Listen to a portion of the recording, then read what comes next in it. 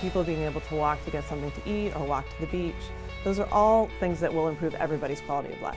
Because I think at our stage of life, we need that. We need to feel that we can have some fun and not feel guilty. We look for people who care about our seniors and who want to work at Wesley Palms. Because everybody's idea of what's best is very different. I'm looking forward to signing up. Yeah, we'll have a place for you. Welcome to the Senior Stay or Go TV show. Today I have Susan Day, who's the Executive Director of the Burn Institute here in San Diego. Thank you, Susan, so much for joining us today. I'm really looking forward to this. Thank you for having me. I really am appreciative of all the time we get to spend sharing information for seniors. Awesome. So tell us a little bit about the Burn Institute, because I'm sure a lot of people may not even know what's available here in San Diego to our senior community through the Burn Institute. Yeah, well, the Burn Institute is a local nonprofit. We are here in San Diego. We've been serving the community of San Diego and Imperial Valley counties since 1972. Wow. We started with a small group of volunteers that really had the focus and the vision to have a medical facility for burns. And in 1973, we helped launch the UCSD Regional Burn Center. So now we have a medical facility that is addressing the critical need of burn injuries. They're a wonderful partner to the Burn Institute, but we've gone on to not only do fire and burn prevention education, which is something we're going to talk about today, but also burn survivor support services. So individuals that have experienced the trauma of a burn have special emotional needs that we can assist with. Definitely, definitely.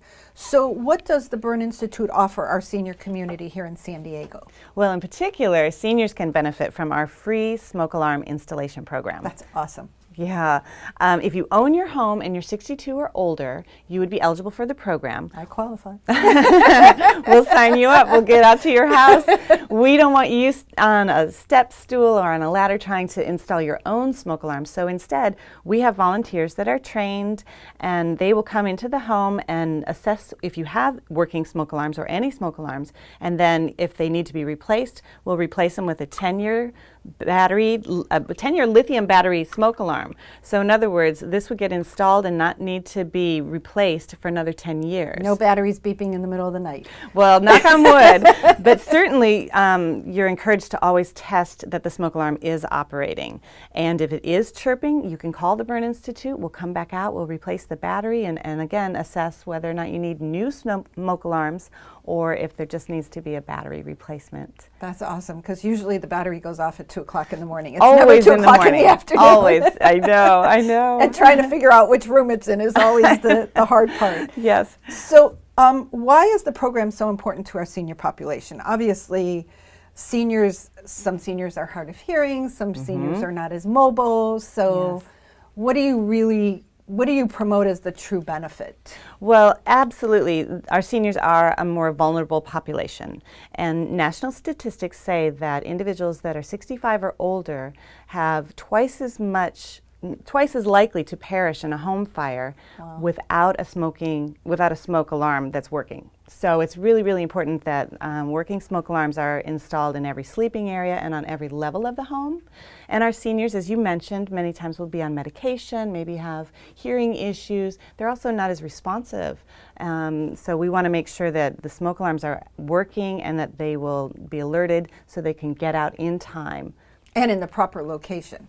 Yes. So many times I walk into homes and there will be a smoke detector, and it's like, I don't think that's really in the right place. It's better than nothing, but it's probably not in the right location. Yes. Again, our trained staff and volunteers will make sure that they are installed in proper locations. We also suggest that everyone sleep with their doors closed. So in your bedroom, you should sleep with your doors closed, because if there is a fire, you have that barrier between you and the smoke.